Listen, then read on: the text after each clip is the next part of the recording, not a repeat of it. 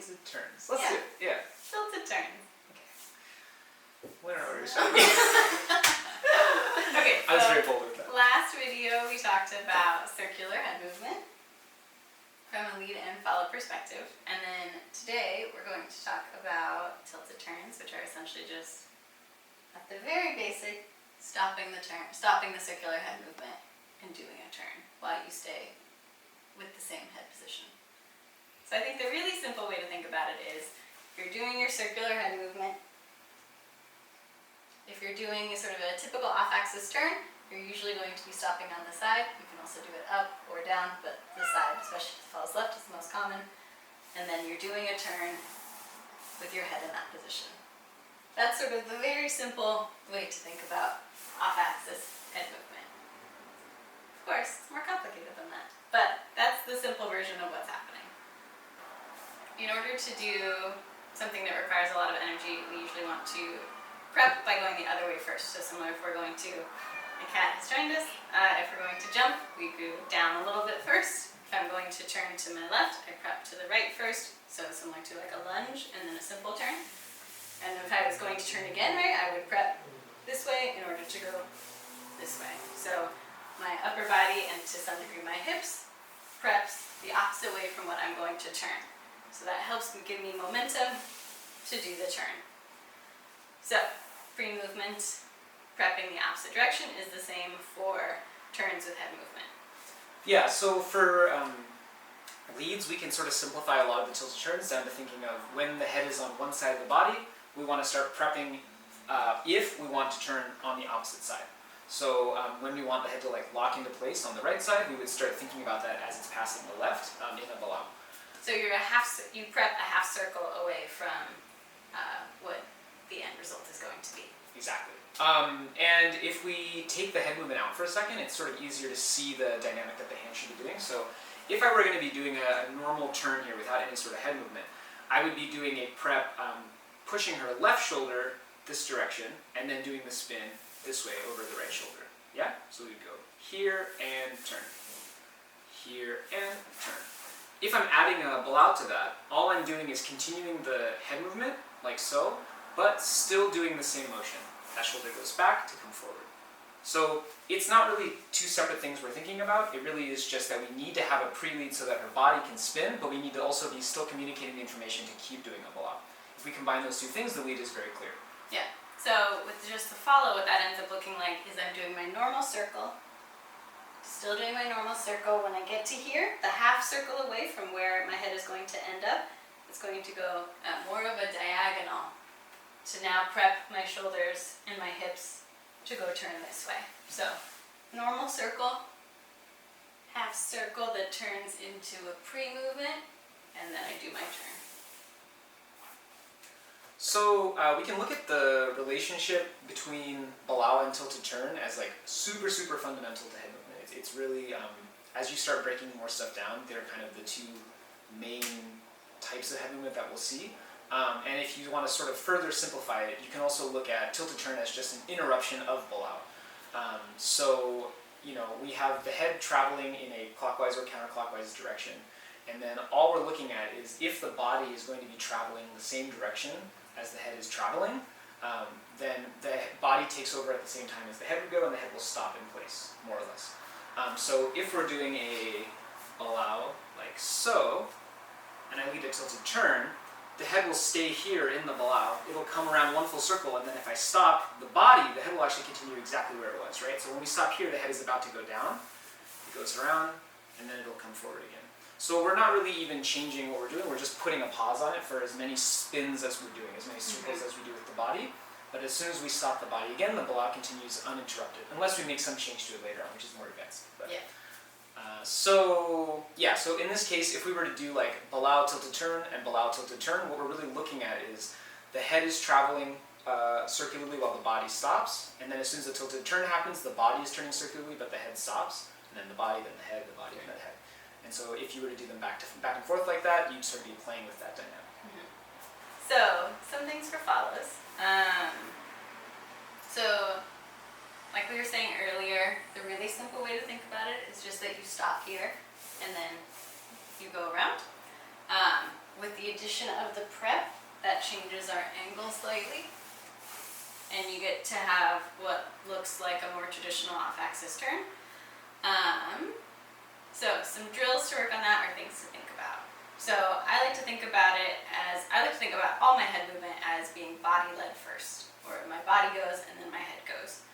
So some things to practice for that is this idea that my hips can take me around, or my rib cage can take me around, or I like to think about these as sort of a conjoined unit, so that I'm like nice and stacked over one side as I do my off-axis turns.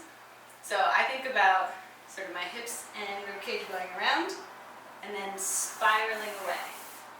And right now I'm doing it without any head movement, which is the easier way to practice it, but with still a tilt, and I just keep my head pretty neutral. So I'm taking my hips into a circle backwards. I get all the way over onto my left foot. For me, I prep up a little bit, just because that helps bring my foot to right underneath my hips instead of having to travel to my foot. So take them in a circle back, and then I take my hips and I spiral around. So I can do it to the other side too, if I think about it. Or I stack and I turn. And you can do arms, but I like to go with my hands, so it's going with my hips around in a circle, and then it flips and takes me around. Or I can think about sort of my elbows driving with that same circle as my hips and rib cage. Then when you actually add head movement, you can do it just from standing, so you don't have to do it from a circle. You can do that later. So I'm doing my circle, and then after my hips and my rib cage start to go, that's when I release my head. I like to do that just practicing like one turn, one turn, one turn. And I have a little bit of energy going out of my hands and out of my like forearms and elbows. So I like this because the more stationary I am over the turning foot, the less I have to change weight when I pedal, so that I can just pedal and stay over that side. And there's not a lot of like moving back and forth, because that weight change is part of what will make you dizzy, because your body's moving a lot. It also makes it harder for the lead. Yep. So this way of doing off-axis turns, for me, not only makes my off-axis turns a lot more stable, but makes it really easy to take those into a one-legged off-axis much later when you want to. So let's talk about the arm connection at this point. I think one thing that we really want to think about as far as the connection we're trying to give as a lead is we want to make sure that the arm that we're using to spin is sort of directly connected into the lats of the follow, because that's the part that's actually going to be spinning the core of their body. And so a lot of times what will happen is people will bring the arm really high, sort of to create this tilt with like a straight arm. But the problem is that if you do this with your arm really high, you'll feel that there's a lot of places that sort of are disconnected from the lat. It goes more into the shoulder. It's also really easy to like bring the shoulder up from this position. And so what we want to think about instead is taking this arm and kind of making sure that it's in this bent position so that it goes into the lat like this. And you can try this at home just by, I guess, putting your arms like this and pulling back here versus putting them up here and feeling the difference of connection. You should feel this directly into your shoulder blades and your lats. And if you see this, if I do this and Ian tries to move me, it moves my body pretty directly. If my hand is up here, it first moves my arm and then it moves my body. So there's a lag and not in the kind of way that we want. Yeah. So also as a short follow, I think this for me is much easier to make sure that I'm able to have my body where I want it to be. If the lead is controlling a straight arm and also thus controlling that angle, it's much more likely that they'll be putting me in a position that I don't particularly like, but that I've not a whole lot of power to change. Yeah. So I think the safer option, because you don't inherently know how every follow's body works, is the bent one, where the follow I feel like has a little bit more leeway in terms of how they shape into that. And the straight arm is a little bit more, not authoritarian, but it puts you in like kind of one position and doesn't allow for a whole lot of wiggle room outside of that.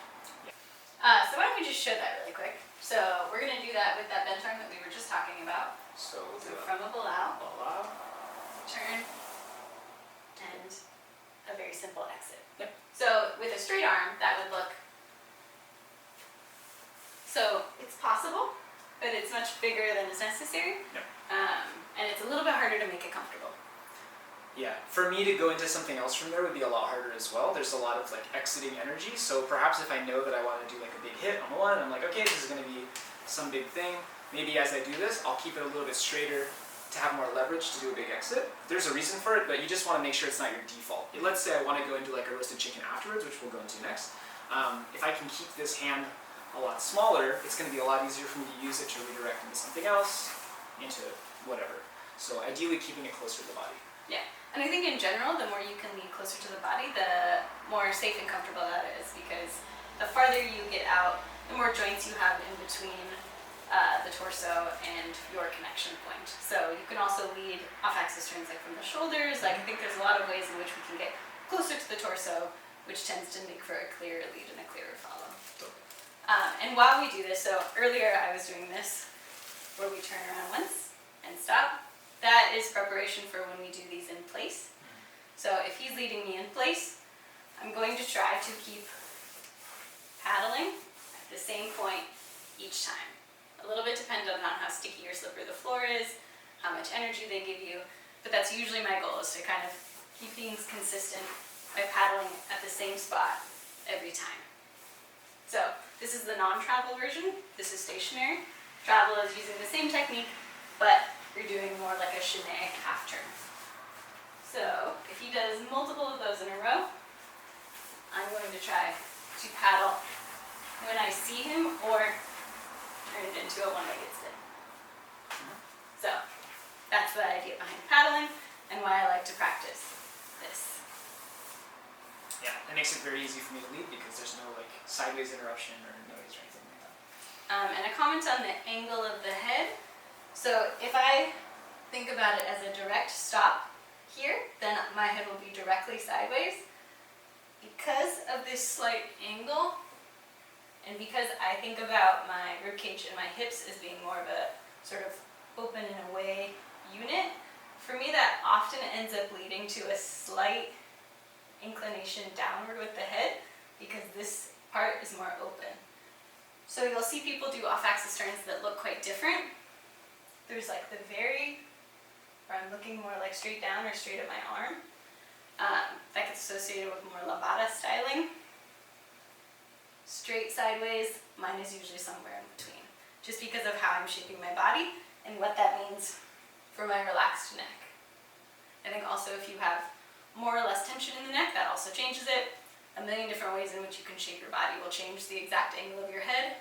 I think for me, I'm just looking for something that makes sense compared to what my body is doing and that feels the most relaxed. So if I'm doing a certain spot because someone told me to, but that feels uncomfortable, maybe that's not a great spot for my neck, for my particular body. And so kind of an important note on timing, just to wrap this up, is that we have in Zouk we always have this sort of connection between the chest and the head. The head is what is sort of visually moving a lot of the time, but the chest is what we're actually leading. And it's also sort of what we have to pay a lot of attention to as far as our timing goes, because the head will be lagging a little bit behind the chest. And that's what makes a lot of these transitions comfortable, is that the head is not being asked to line up with the chest before movement happens. So at the beginning we talked about the sort of simple version, and what sort of makes that simpler in a sense is that you're stacking both of them together and then traveling. Which is not really realistic if you're transitioning from anything else, because what will be happening instead will be the chest will be arriving and the head will still be getting to that place, and then the chest will be asked to go someplace else as the head is then arriving there, which then sends sort of a constant following of the head. So we need to feel for the head. The head has a lot of weight, and as a lead we're feeling for where it is, but the chest is really what we're paying attention to as far as what we are responsible for timing-wise. Yeah. And so when we're doing this transition, we don't want to wait for the head to go from the left side to the right side, or from the right side to the left side, and then go. Because at the point that the head arrives there, it's already a little bit too late. The chest should already be starting to leave, because the chest will be leaving on time, and the head will be slightly behind it. Yes. Yeah. So if I were to lead this like, I'll just do it like this way. If I were to lead this here, as we get to here, if I wait for the head to come here, now I'm sending both of these completely stacked together. the whole body is like really stiff in that sense, right? And the timing will be a little bit strange. I have to wait there, so I get there and I wait a little bit. Instead, what we're looking at is the chest will arrive here. Chest arrives, and the head is still in this position here. So as the chest starts to leave, now the head is actually arriving. And then we go around. If I want to stop the body stops. The head continues. It continues. This is what allows for like fluid head movement. Yeah. Yeah. So I think just really important to start thinking about the relationship of the two. Even when we're doing Balau and we're sending the chest around, the head is a little bit delayed. And that's what's going to allow us to start to feel for when we can actually make transitions happen. And I think, it's called head movement, so there are a lot of, it's a misnomer in a lot of ways that people have talked about forever. It's kind of well-known, kind of in joke now as far as it goes. Like, it's not actually head movement. But it is a really good point. Fun inside dancer joke. Yeah, as far as passive head movement goes, it should be really considered chest movement with the head as a consequence. And some people even say it's leg movement with the hips as a consequence, and then it's hip movement with the chest as a consequence. You can go deep down as you want, but as far as this goes, timing-wise, I think that's really important to think about. So. Yeah. Let's do super quick, maybe an exit, just so that if you guys are practicing this, you can practice it. Super quick. If I'm doing this by myself, and I'm doing it with head movement, I can just kind of let my head roll out, or I can stop, come up, or if I'm doing it with almost no head movement, I'll just kind of come back to neutral. But if we're in partnership, let's let Ian talk us through some exits. Okay, so yeah, we have a couple. Let's look at those two real quick, just in partnership. If I want to do a side exit, I need to sort of bring the hand up in a sort of swoosh position. I'm going to turn this way so you can see.